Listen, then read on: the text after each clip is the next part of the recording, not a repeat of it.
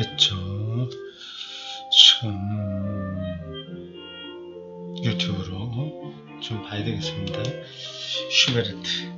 네, 제가 슈베르트 곡을 좀 좋아하는 편입니다. 여기 지금 나오는 게 클라리넷 악기입니다. Der Hirte auf dem Felsen, 바위 위의 목동이라고 하는 제목입니다.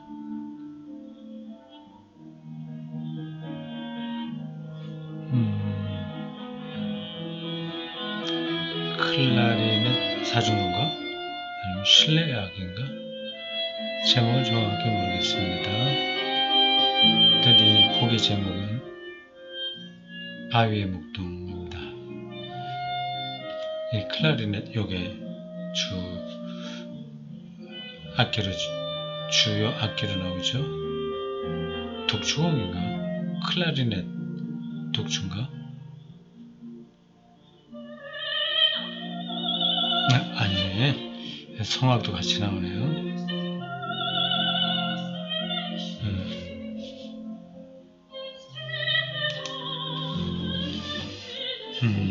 한번 들어보겠습니다. 한 1분 정도.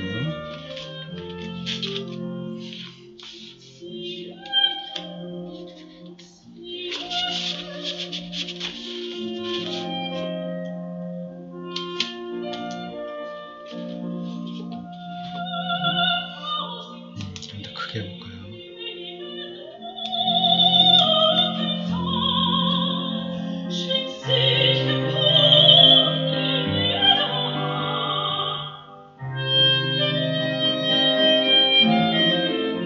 클라리넷, 성악, 피아노 셋인 것 같습니다. 제 유튜브 화면에 보니까 동영상은 아니고 그냥 사진만 올라있는데 연주자들이에요.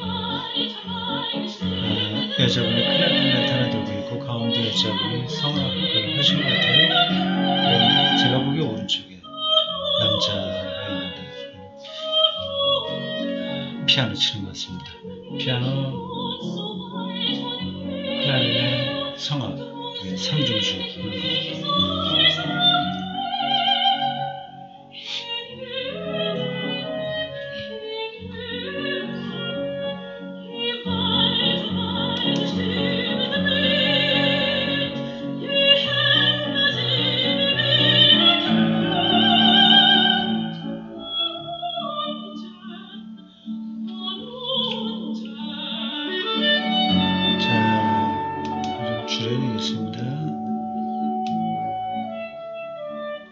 꺼야 되겠죠. 약간 줄이다가 이렇게 껐습니다.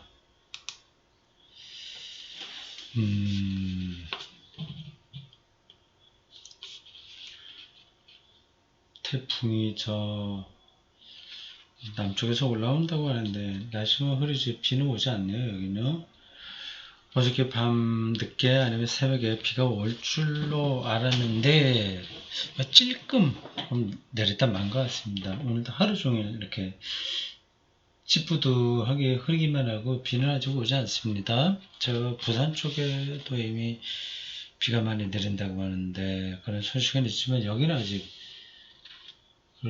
오지 않습니다. 낮은 구름이 좀 있긴 있지만 그 사이에 또 좀 맑은 구름도 있고 해서 당장 쏟아질 것 같지는 않습니다. 자, 그래도 오늘 밤 늦게나 내일 하루 종일 또 주일 오전까지 내린다는 예보가 있으니까 좀 기다려 봐야 되겠습니다. 비가 좀 푹 왔으면 좋겠어요. 자, 이 책 신인간과학 강도 두 번째 시간입니다. 제목이 매력적이죠? 신인간과학. 하나하나가 참 그 단어 하나하나가 우주의 어떤 깊이를 다 담고 있다고 할 수 있어요. 신, 인간 참 재밌는 종이죠. 종. 호모사피엔스. 뭐 호모사피엔스라는 특징만이 아니라 그 전에 다른 특징들로 있다가 점점 이제 진화해 온 거죠. 인간에게 나타난 현상의 가장 특징적인 게 과학이죠. 다른 동물들에게는 이런 걸 찾아볼 수 없습니다. 17쪽입니다.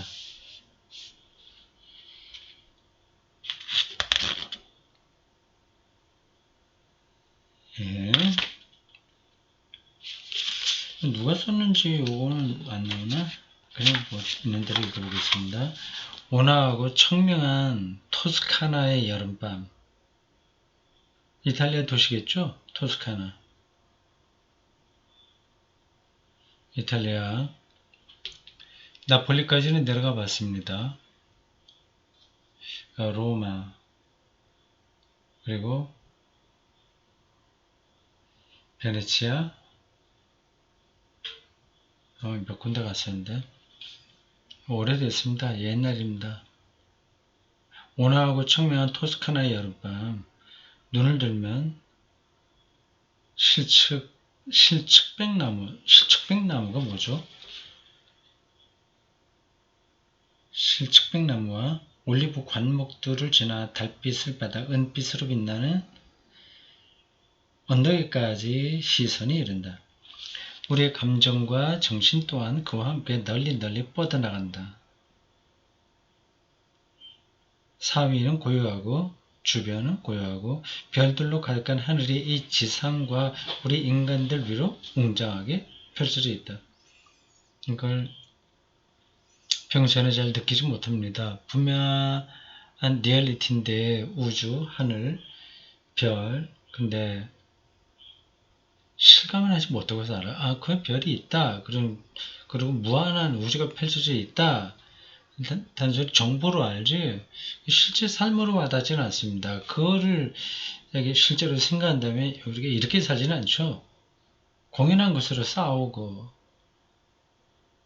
에너지를 소진하고 그렇게 살지는 않죠. 이건 뭐 많은 이들에게 하늘의 우주의 달, 별 이런 것들은 추상입니다.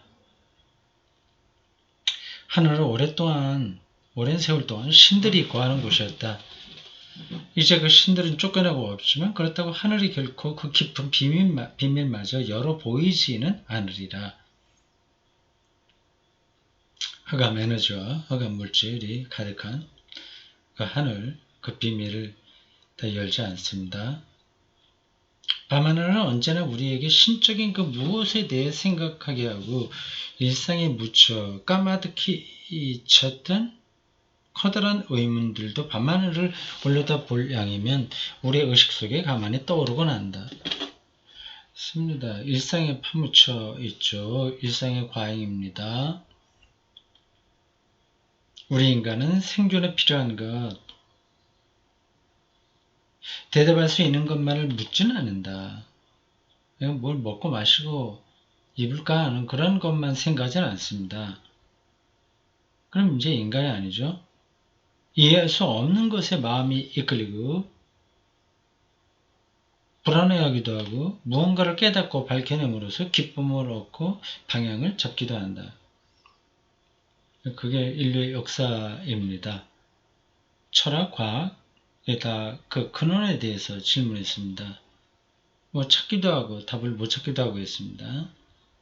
그렇다면 우주의 존재 근거를 묻는 그 커다란 질문에 대해 언젠간 해답을 얻을 수 있을까? 아마도 그럴 수 없으리라. 이 책은 그럴 수 없다고 말하네요. 일반 과학자들은 시간이 문제이지 결국은 과학이 다 밝혀줘. 이런 입장이지 않습니까? 근데 그래서 없으리라. 다 밝힐 수는 없으리라. 그래도 물음은 계속되고 그렇게 묻다 보면 어느새 또다시 신에 대한 질문 앞에 서게 된다. 이 우주와 우리가 사는 세계는 어디서 생겨났을까? 신비롭습니다. 참 아무리 생각해도 알기 힘든 거죠. 뭐 빅뱅을 통해서 됐다 이거 말하지만 왜 빅뱅이 일어나는지를 우리 모르는 거죠. 그리고 없다는 거를 모르는 겁니다. 지금 이렇게 세계가 있잖아요. 작은 물질 소립자부터 큰 물질까지 있습니다. 이 있다는 거 이게 일단 우리가 확인하지만 그럼 없다는 것도 좀 뭐냐 이게 잘 답을 찾기 어렵습니다. 그런 게 지금 계속 이 문장으로 나오고 있습니다. 무언가가 있지 않으면 안 될 이유가 정말 있는 것일까? 예. 왜 존재하는 것들은 존재하고 더 이상 무는 없는가? 그런 질문과 맥락이 다 있죠. 아무것도 없을 수도 있지 않은가? 근데 있어요. 고라니도 있고 소나무도 있습니다. 사람도 있고요. 하늘, 별, 태양도 있습니다. 없을 수도 있었는데 왜 있나? 완전한 혼돈 속에서 어떻게 질서와 구조가 생길 수 있었을까? 당연한 일이겠지만 이런 의문에 대해 신학자들과 자연과학자들은 각기 다른 대답을 내놓고 있다.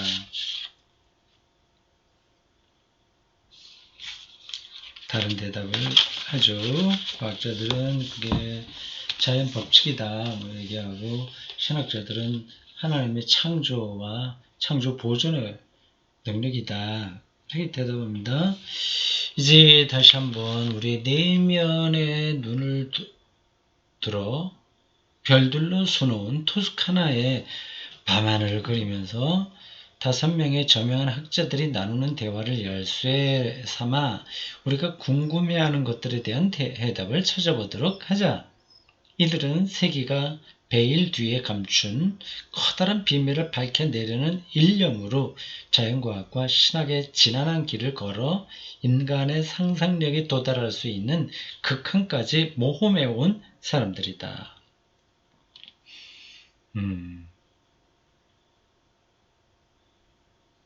이제 그들이 걸어간 인식과 통찰의 길을 따라 해답을 얻기 위한 노력에 동참해 보는 것은 어떠할는지.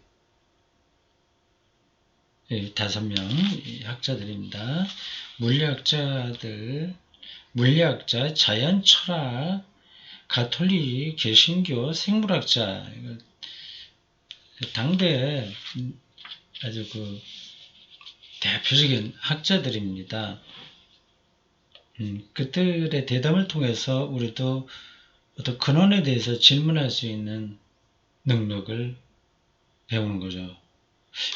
앞 시간에도 얘기했는데 이 책을 맥거리스가 분명히 읽었을 겁니다. 이게 1999년도에 나왔죠. 그렇죠. 네, 1999년 파드록 출판사에서 나온 거예요. 그렇다면 맥거리스가 읽었을 텐데 그 맥거리스 책 우주 하나님 지으신 모든 세계 거기 뒤에 뭐 참고도서 쭉 제가 지난번 강독 마치고 한번 검토를 해봤는데 나오지 않던데요. 제가 더 꼼꼼히 보지 않아서 그런지 모르지만 쭉 훑어봤더니 없습니다. 그게 좀 이상해요. 분명히 이건 읽었을 텐데 참고했을 텐데 왜 그랬을까요? 나중에 또 눈에 띌지도 모르죠. 큰 글씨로 이렇게 피에르 라플라스라고 하는 사람의 아포리즘 경구를 달았습니다. 신이라는 가정은 내게 필요치 않다. 이건 도발적인 표현이에요. 신을 이제 가정이라고 보는 거잖아요. 그거 필요하지 않다. 이건 자연과학자인가 보죠? 어떤 뜻인지는 좀 뒤에 나오겠지 않겠습니까? 요 경구만 갖고는 이 사람이 어떤 걸 얘기하려고 하는지 우리가 다 알기가 힘듭니다. 다음 19쪽 소제목 빅뱅 이론과 정상우주론. 지금 이거는 우리 처음 시작한 거 제 1장인데 1장 제목이 우주입니다.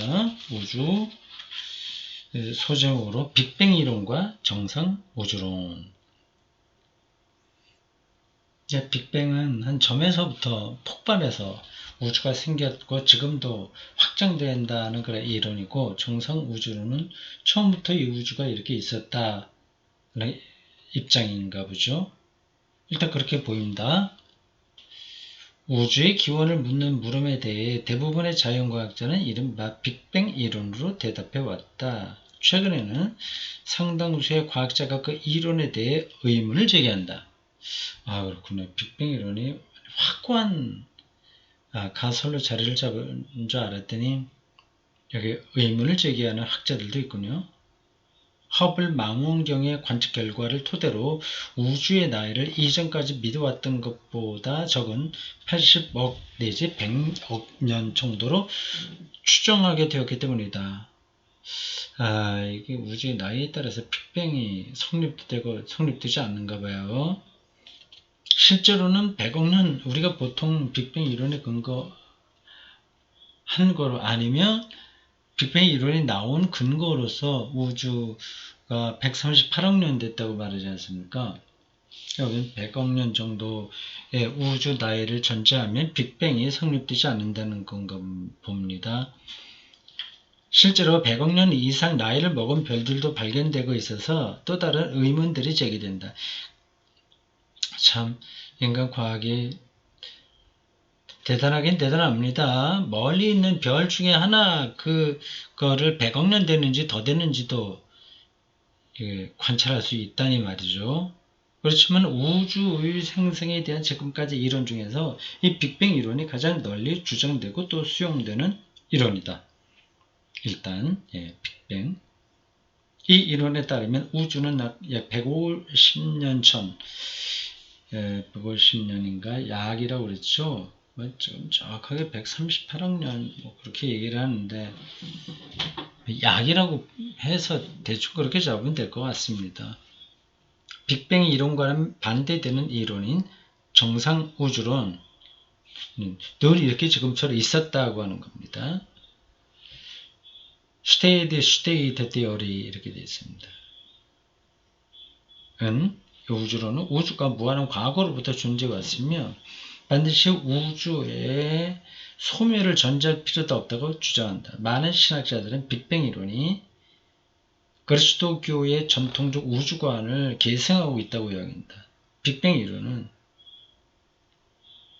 무한히 작아서 부피가 없는 점, 부피에 공간이 없다고 하는 거겠죠. 이른바 특이점,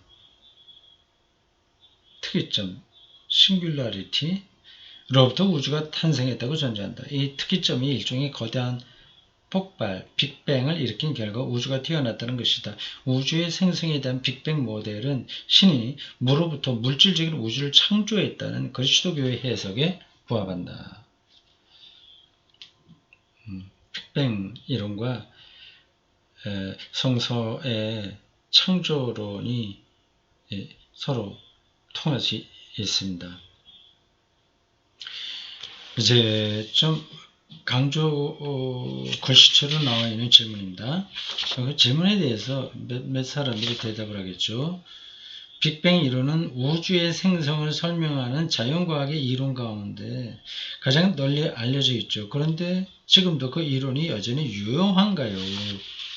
이런 질문에 대해서 몇 사람이 대답합니다. 먼저 뒤로 물리학자입니다. 그 다음에 파넨베르크가 나오네요. 여전히 유효합니다. 빅뱅 이론은 우주가 끊임없이 확장되고 있다는 사실, 즉 아주 멀리 떨어져 있는 은하들이 우리로부터 점점 더 멀어지고 있다는 관측 사실에 바탕을 두고 있습니다. 그 이론을 보면 마치 우주가 폭발하는 불덩어리와 같은 역동성을 지니고 있는 듯한 인상을 받게 됩니다. 우주가 폭발하고 있는 불덩어리라면 논리적으로 볼 때 과거 어느 시점에서부터는 부피가 아주 작았어야 합니다. 지금 고정되어 있는 게 아니라 좀 움직이고 있는 거예요. 점점 확장되고 있다고 한다면 그럼 거슬러 올라가면 더 작을 때가 있었다는 논리가 성립되죠.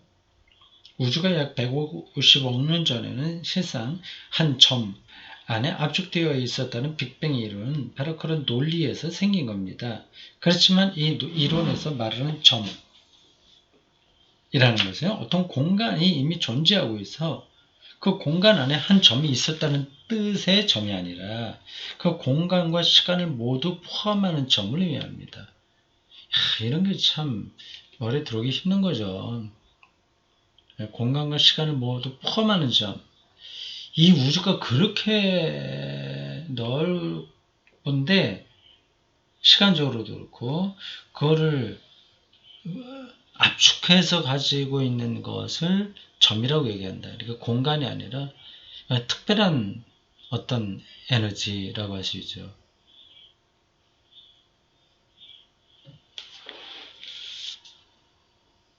이 이론을 대할 때 여전히 미심쩍은 게 정말 폭발이 있었는지 실제로 무슨 일이 일어나는지를 우리가 전혀 모른다는 사실이에요. 그 중에서 가장 미심적인 점은 최초의 순간에 대한 설명입니다. 원칙적으로 보자면 빅뱅 이후 수십억 년 동안 형성되어 온 모든 것이 그 최초의 순간 속에 모두 들어있어야 합니다. 폭발하고 얼마 지나지 않아서 굉장히 큰 우주가 되어버린 거거든요. 반면에 폭발 후 수초 동안에 일어난 일들은 비교적 소상하게 알려져 있죠. 과학자들은 대규모 입자 가속기를 동원한 실험을 통해서 소립자에서 관측되는 그런 상태와 유사한 우주의 최초 상태를 재구성해낼 수 있었습니다. 대규모 입자 가속기요. 스위스 제네바에 있다고 하죠. 폭발이 있은 후 수초 동안 우리는 상상을 초월할 정도로 뜨거웠을 것입니다. 하지만 우리가 우주의 기원에 다가가면 갈수록 그때 어떤 일이 일어났는지는 점점 오리무중에 빠지고 맙니다.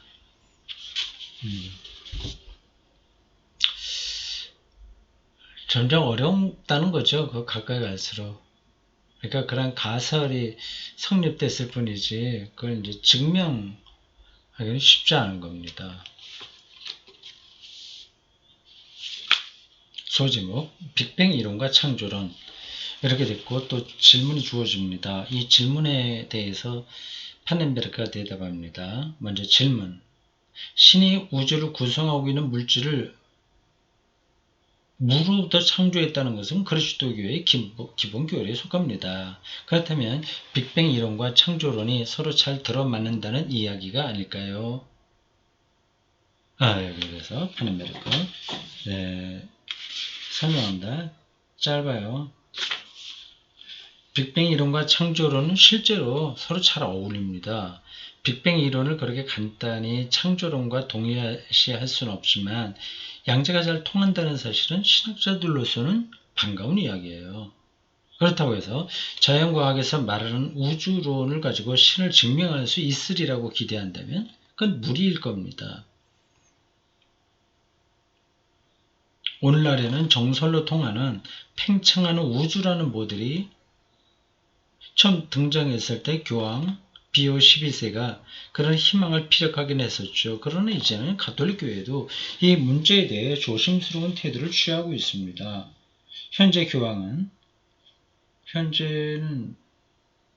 교황 요한 바오로서 2세인데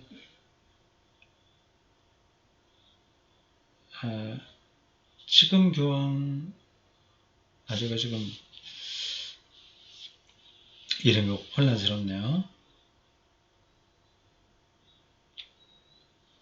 지나갑시다. 현재 교황은 요한 바오로 2세인데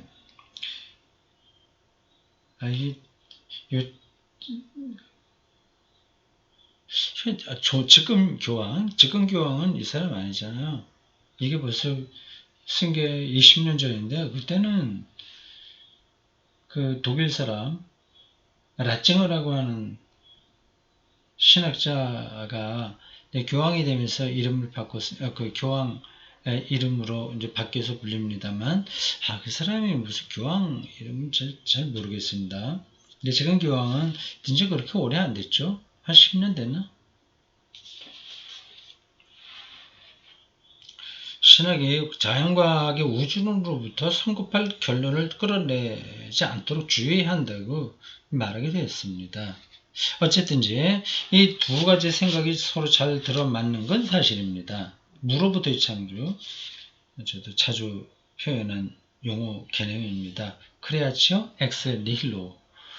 교리는 세계가 영원한 과거로부터 이미 존재해 온 것이 아니라 과거의 특정한 시점에 생성되었고 그 생성도 무에서 이루어졌다고 설명합니다. 이런 관점은 다른 종교에서는 좀처럼 찾아보기 힘든 아주 독특한 것입니다.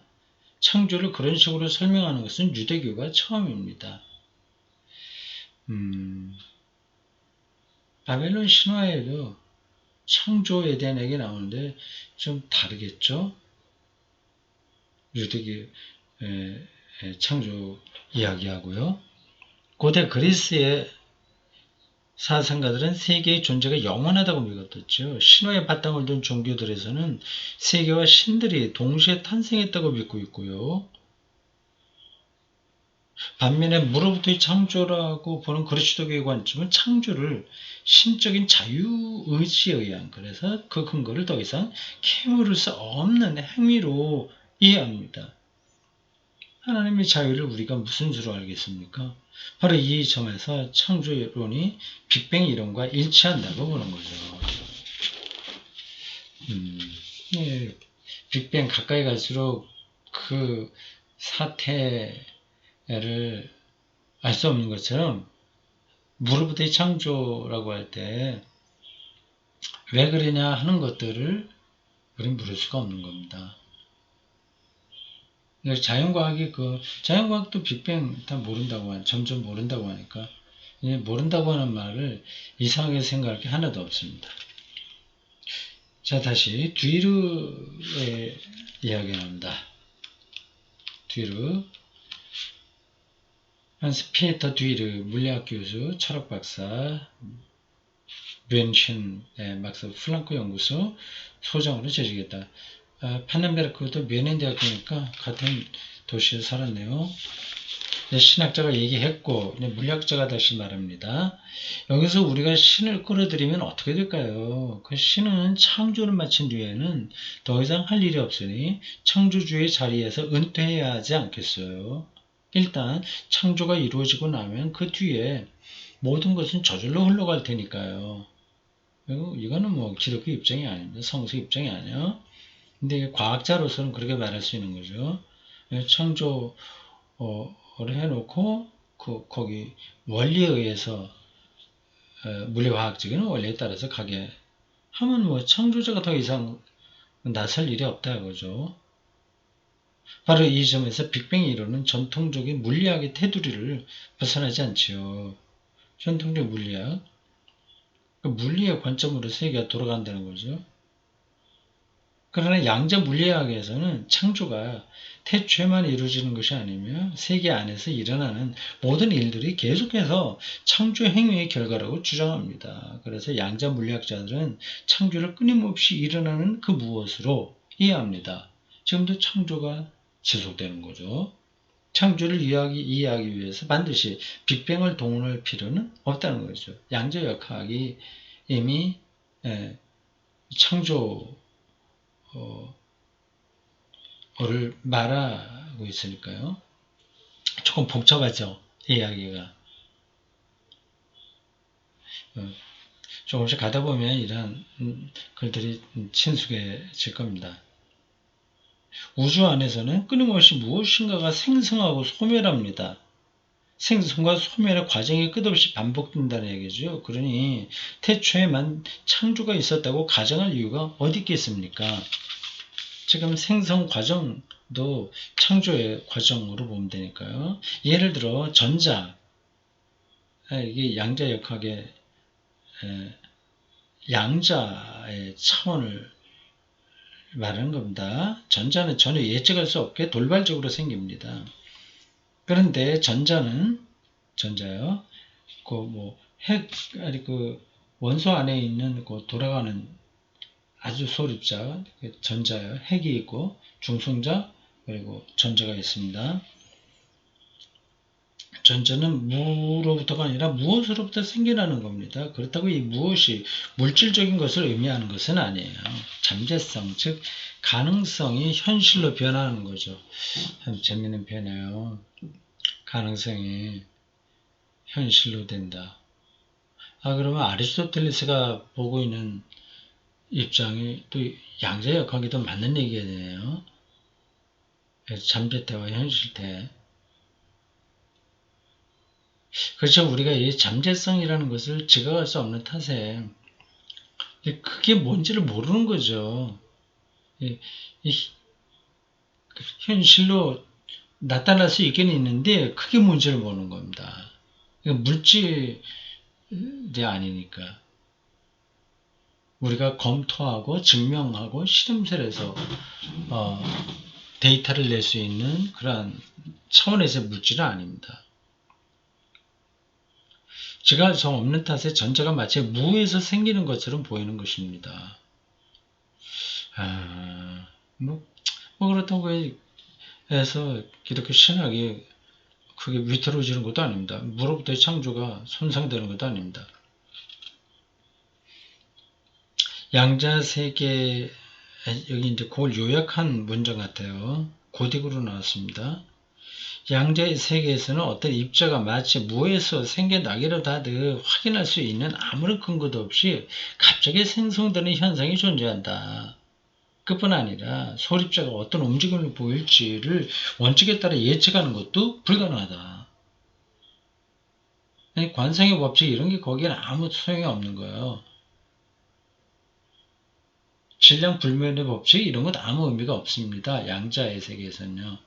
그뿐 아니라 소립자가 어떤 움직임을 보일지를 원칙에 따라 예측하는 것도 불가능하다. 어떤 전자 하나가 어떻게 움직일지에 대해서는 오직 통계상의 확률로만 이야기할 수 있을 뿐이다. 알버트 아인슈타인은 이런 현상이 우리의 지식이 모자라기 때문에 생긴다고 보고 신은 주사의 놀이를 하지 않는다고 말했다. 어쩌다가 그렇게 된 게 아니라 우리가 아직 몰라고 있을 뿐이다.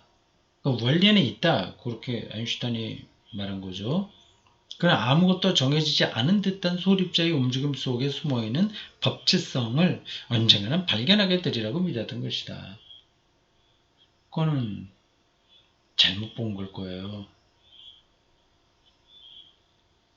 여기 양자역학을 아인슈타인은 받아들이지 않았다고 하죠. 그러나 그 뒤에 이루어진 여러 실험을 통해 원자를 구성하는 입자의 세계에서 발생하는 이게 양자역학이에요. 양자세계예요. 발생하는 일이란 정말로 예측 불가능하다는 사실이 입증되었다. 그러니까 아인슈타인의 예측이 틀린 거죠. 어떤 물리학자들은 이를 우주 전체의 생성을 이해하는데 응용하여 양자 우주론이라는 가설을 내놓고 있다. 그들은 우주의 생성에는 원인이 필요하지 않다고 주장하면서 이게 이제 과학에서는 말이 안 되는 거죠. 모든 게 다 결과는 원인이 있잖아요. 그 원리를 파악하는 게 과학인데 원인이 없이 결과가 생겨버리는 거예요. 양자 세계에서는. 신에 대한 지금까지의 관념조차도 양자 우주론의 관점에서 재해석하고 있다. 참 재밌습니다. 어떻게 재해석하는지는 제가 설명하기가 쉽지 않습니다. 근데 어쨌든 여기까지의 설명을 전제한다면 혹은 하더라도 기독교와 성서의 창조론이 그게 틀린 건 아니다. 이렇게 볼 수 있습니다. 자, 오늘 여기 2강 여기까지 하겠습니다.